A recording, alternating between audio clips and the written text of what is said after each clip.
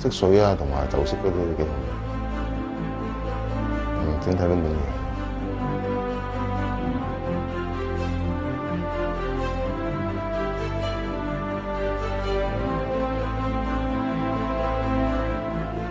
呢個單位咧係1800尺，而我身處於呢一個咧，簡直就係巨廳啊！單位嘅設計咧以黑色為主題，滲透住神秘嘅感覺。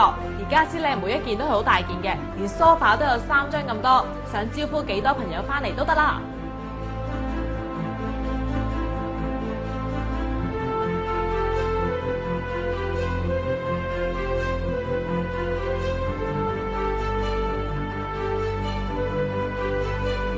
單位嘅設計以神秘嘅黑色為主題，客廳清澈咁樣用地磚同埋假天花分開咗。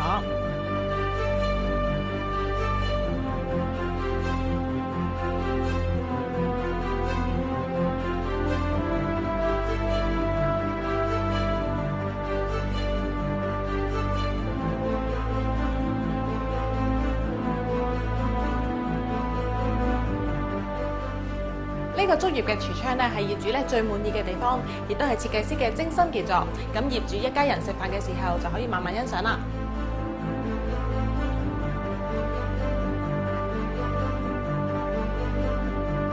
就我同阿鄭生設計嘅，都係話去種竹嘅嗰度，就啱啱木頂嗰度幾好嘅。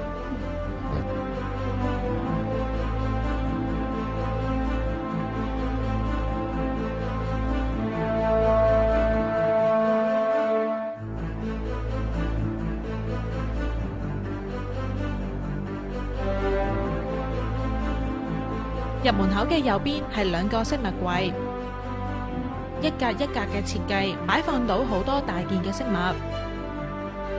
3件頭嘅梳化置於客廳嘅中央，恰到好處。深色嘅客廳用咗一幅特色嘅牆紙營造效果，高貴典雅。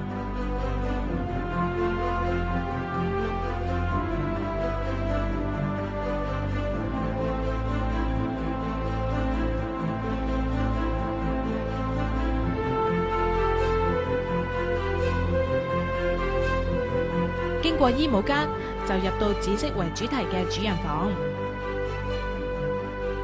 同樣有一幅特色嘅效果牆紙。喺設計要求上面，戶主都有一啲心思。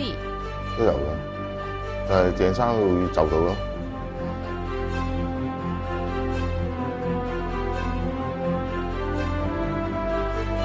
天花燈非常華麗，充滿浪漫嘅氣氛。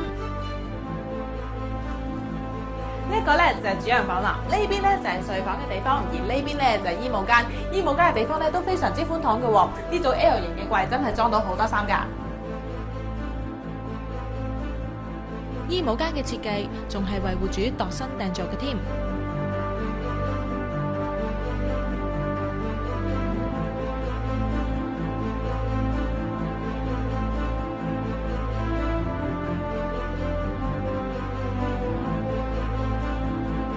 囡囡房以白色配上銀色為主題，有時尚西白嘅味道。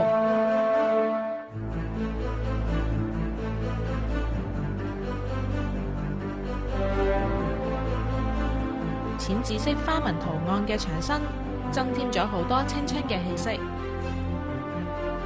戶主非常之滿意設計師嘅跟進，令到業主好滿意。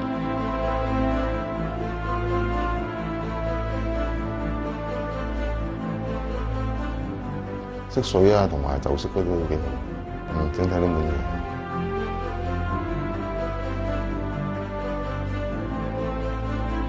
書房設計簡單實用，黑色同埋卡其色嘅配搭都好特別。